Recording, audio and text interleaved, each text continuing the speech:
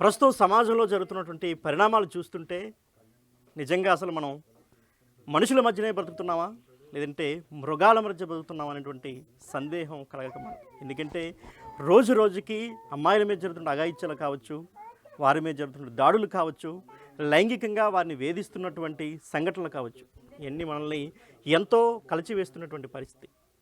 కన్న తల్లిదండ్రులకి శోకాన్ని మిగిలిస్తూ ఎంతోమంది మృగాళ్ళు అమ్మాయిలపై చేస్తున్నటువంటి వేధింపుల్ని తట్టుకోలేక వారి కుటుంబాలు ఎంత తపన పడుతున్నాయో మనందరం నిత్యం చూస్తూనే ఉన్నాం. ఇప్పుడు ఇలాంటి సంఘటనే విజయనగరం జిల్లాకు సంబంధించిన ఓ అమ్మాయికి విశాఖపట్నం జిల్లాలో జరిగినటువంటి దురదృష్టకర సంఘటన జరిగింది.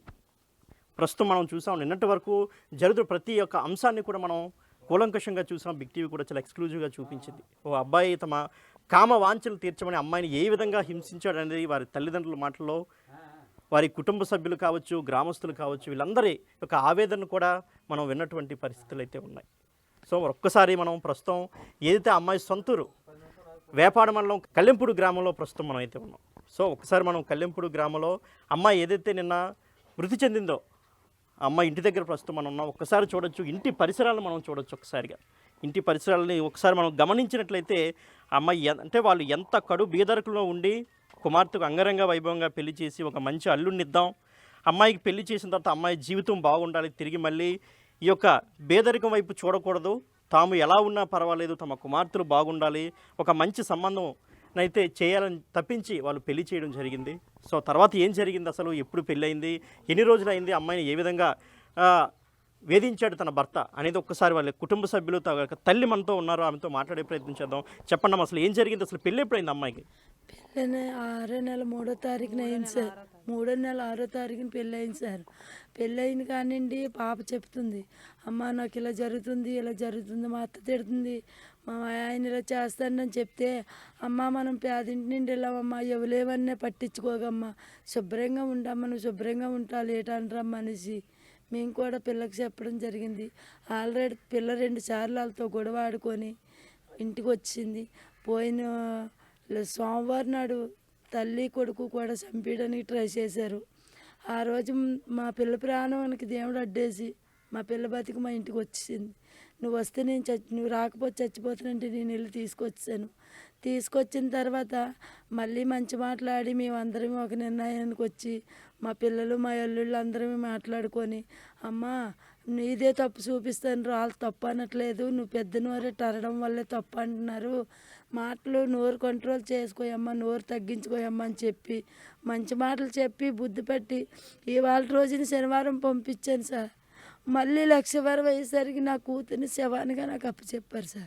వాళ్ళు ఏం చెప్పారు, అమ్మాయి ఏడు జరిగిందమ్మా, ఎందుకమ్మా అంటే, అమ్మాడు కామనం రావడానికి ట్యాబ్లెట్లు వేసుకుంటున్నాడు, ఆ డ్రగ్స్ వాడుతున్నాడు, ఆడు రోజు 4-5 రాత్రులు 9-10 సార్లు తొంగమంటున్నాడు. అమ్మ నేను అలా తొంగలేకపోవడం వల్లే నన్ను విమర్శించేస్తున్నాడు. రోజు కూడా అత్తమంటికి ఆడదాన్ని కాదేటమ్మా, డ్రగ్స్ తీసుకోవడం వల్ల నాకు బీడింగు గట్రా అయిపోతుంది, అందువల్లనమ్మా నేను పడుకోలేకపోతున్నాను అనేసి నాకు చెప్పింది. అమ్మ మగోడు కదమ్మా అనేసి నేను అది కూడా సరది చెప్పాను. కానీ సోమవారం లక్షవారం నైటు ఉదయం సాయంకాలం 8:30కి నాకు ఫోన్ చేసింది.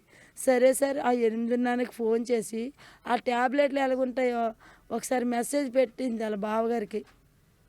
ఆ ట్యాబ్లెట్లు మెసేజ్ పెట్టడం వల్లే చంపేశారు.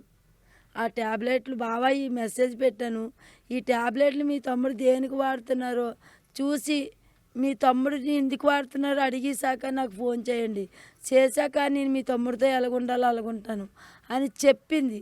ఆ ట్యాబ్లెట్లు మెసేజ్ చూసి వెనక్కి తిరిగి లోపల నా కూతుర్ని చంపేశారు. ఆ నైట్ టైంలోనే చంపేశారు. చంపేసి 9 గంటలకు చంపేసిన వాళ్ళు 9-10 టైంలో ఉరేసుకోరు కదా, ఎవరైనా ఉరేసుకుంటే ఏ రాత్రి 12కో 1 దానంతలో చచ్చిపోవాలనుకుంటే 12-1 గంటకు ఉరేసుకుంటుంది. 9 గంటలకు ఉరేసుకుంటుందా?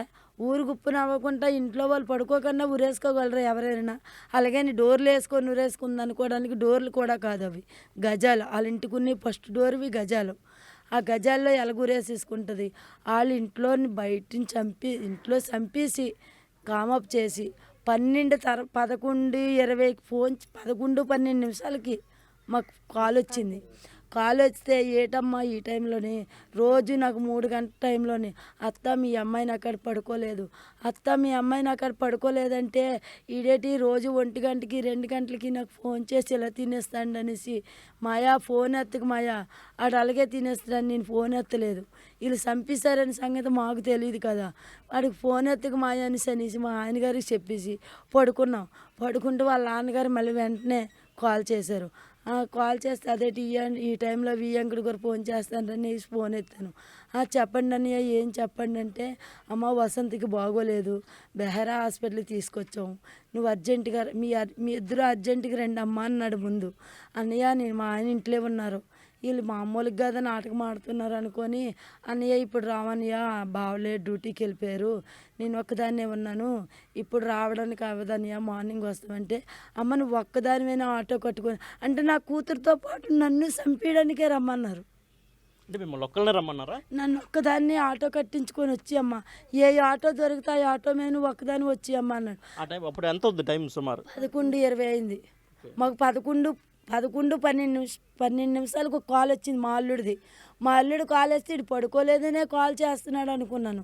ఆ తర్వాత 11:20కి మా వియ్యంకుడు ఫోన్ చేశారు. వియ్యంకుడు ఫోన్ చేయగానే నేను ఫోన్ ఎత్తి, నేను రానేనన్నయ్య నాకు ఒంట్లో బాగాలేదంటే, లేదమ్మా సీరియస్గా ఉంది, ఎలాగైనా రావాలమ్మా అన్నాడు. అంటే అప్పుడు మళ్ళీ ఎందుకని ఆలోచించి అప్పుడు ఈ అబ్బాయికి ఫోన్ చేశాను, ఫస్ట్ కాల్ మా అల్లుడికి చేశాను. నాయన వసంతకి బాగోలేదంట, బెహరా హాస్పిటల్ వేసారట అంటే, మా అల్లుడు నిద్దట్లో అన్నాడు, అమ్మ ఊరికి నేను అమ్మాలి మనల్ని అలా ఇబ్బంది పెడతాండ్రు, మార్నింగ్ వెళ్తామని చెప్పి అమ్మ ఇప్పుడు వెళ్ళము అనేసి బాబు చెప్పాడు. అన్నయ్య తెల్లవారు వస్తాంలే అన్నాడు. మళ్ళీ వాళ్ళు కాల్ చేసి వీళ్ళకేమో మీరు ఎలాగైనా ఇప్పుడే రండి, ఆటో కట్టించుకొని రండి అని ఈ బాబు గారికి మా ఇంకొక అల్లుడు ఉన్నాడు, అక్కగారు అల్లుడు, ఆయనకి ఫోన్ చేశారు. చేస్తే వీళ్ళందరూ కలిపి వచ్చారు. వస్తే 5 మనుషులు వెళ్ళాము. మేము ఎన్ఈడి సెంటర్కి వెళ్ళినంత వరకు బాడీ అని చెప్పలేదు, మామూలుగా పేషెంటే కదా బాగోలేదే కదా అనుకున్నాం. తీరాగా ఎన్ఈడి వెళ్ళిన తర్వాత కేజీహెచ్కి తీసుకెళ్ళిపోమన్నారు అన్నాడు. కేజీహెచ్ తీసుకెళ్ళిపోమంటున్నారంటే ఈ టైంలో కేజీహెచ్ తీసుకెళ్ళిపోయిన అంత సీరియసా? మాట్లాడి పావుగంట కూడా మాకు 8:30కే మాట్లాడింది, ఇంతట్లోకి ఏం సీరియస్ అయిపోయిందని మేము ఆశ్చర్యం అయిపోయాం. నాయన ఏట్రా కేజీహెచ్ తీసుకెళ్ళిపోమంటున్నారని మా పెద్ద అల్లుడి గారికి అన్నాను. లేదమ్మా అక్కడికి వెళ్తాం కదా తెలిస్తే నువ్వు కంగారు పడకనేసి అన్నారు. అన్నాక వెళ్ళాము. ఇద్దరు వెళ్ళేసరికి అక్కడ పోలీసులు వాళ్ళ చుట్టాల బంధువులు అందరూ కలిపి మెహరా హాస్పిటల్లోని పేషెంట్ని సెల్లార్లో పెట్టేసి వీళ్ళందరూ రోడ్డు మీద ఉన్నారు. నాకు వాళ్ళందరినీ చూడగానే గుండె ఈడిపోయింది. అమ్మ నా కూతురు చచ్చిపోయింది, వీళ్ళు ఏదో చేశారు, నా కూతురు చచ్చిపోయిందని నేను అక్కడే కూర్చొని ఉండిపోయాను. లేదమ్మా నువ్వు వెళ్ళు అనేసి 2 మగోళ్ళు నాకు తోడిచ్చి నా 2 చెక్కలు పట్టుకొని తీసుకొని బాడీ కాడికి వెళ్ళాను. నేను నా కూతురిని చూడగానే ఆందోళన అయిపోయాను. ఇంత పని అయిపోయింది, ఏటైపోయిందని చూశాను. ఏటైపోయింది చూస్తే ఉరేసుకున్నదైతే 10 గంటలకు ఉరేసుకోదు, చచ్చిపోయినంత పిరికిది కాదు. అలాగని ఒక్క మనిషి అయితే దాన్ని ఏడు చేయలేడు. వాళ్ళ మరిదిగారు, వాళ్ళ ఆయన, వాళ్ళ మామగారు, వీళ్ళు ముగ్గురు కలిపి చంపేశారు. మీరు ఏమి న్యాయం చేయాలనుకుంటున్నారో ఆ న్యాయం మాకు చేయండి, కానీ చేసేటప్పుడు మట్టుకు మేము చెప్పింది మాత్రమే మీరు మీడియా టీవీలకి రిలీజ్ చేయండి. మేము ఒకటి చెప్తే మీరు ఒకటి చేయొద్దు. ఇప్పటి వరకు చేసిన అతను ఫోన్ చేసిన అతనికి కూడా చెప్పాం, మేము చెప్పింది ఏది చేయలేదు. వాళ్ళ భర్త తన కట్టిన తాలిబడుతుంది, తను నా కూతుర్ని చంపేసి ఒక ముక్క చున్నీ దోలానికి ఎలగెట్టాడు, ఒక ముక్క చున్నీ ముక్క తలకు కట్టాడు. చచ్చిపోయింది, తలకు కట్టుకుంటే చచ్చిపోద్ది సార్. తాలిబట్టు తీసి మంగళసూత్రం మంచం మీద ఎట్టేశారు. మేము తాలిబెట్టేదని అడిగితే తెల్లవారు లేచి పోలెట్టేసినవి తెచ్చారు. పోలెట్టేసినవి తెస్తే చంద్రబాబు నాయుడికే శిక్ష చేశారు. వాళ్ళ తల్లి కొడుకు వాళ్ళ తండ్రి కొడుక్కి టియ్యలు మేము 20 మంది అక్కడ పోలమని ఏడుస్తే వాళ్ళకి అన్నీ సరే పోలీస్ స్టేషన్కి హాంజరు చేశారు. మమ్మల్ని ఎంత ఇబ్బంది పెట్టినారు. కాబట్టి మాకు న్యాయం అంటే ఏడు జరగవద్దు, మాకు డబ్బు ధనము ఏటి వద్దు. మా పిల్లకి జరిగేవి ఇంకొకరు జరగకూడదు, కానీ నా పిల్లకి జరిగేలాగా ఇంకొకరు జరగకూడదు. నా పిల్లల ఆడికి ఊరేనా తీయాల, జీవితాంతం శిక్ష వేయాలి. ఆ 2 తప్ప మాకు డబ్బు వద్దు. మాకు మా పిల్ల నేను పడే వేదన ఇంకో తల్లి పడకూడదు. ఇప్పుడు మీ అమ్మాయి ఇప్పుడు మీ అల్లుడి గురించి చెప్పింది ఇలా చేస్తానని, అప్పుడు మీ అల్లుడిని మీరేం ప్రశ్నించారా? చెప్పాను సార్, ప్రశ్నించడానికి ఆగాగు, ప్రశ్నించడానికి మగాడు కదమ్మా, నేనే సర్ది పెళ్ళైన కొత్త 11 నెలలు ఇంకా సంవత్సరం అవ్వలేదు కదా సార్. అమ్మ పెళ్ళైన కొత్త, తన వయసులోనే ఉన్నారు, నువ్వు వయసులో ఉన్నావు. వయసులో మగవాళ్ళు ఎలాగుంటారో మరి తెలియదేటమ్మా, నువ్వే సర్దుపోయమ్మా అని మేము చెప్పాం. వాళ్ళ తల్లిదండ్రుల దృష్టి కూడా తీసుకెళ్ళలేదా మీరు? మీ అబ్బాయి తల్లిదండ్రులకు ఇలా ఎవరైనా చెప్పరు కదా సార్.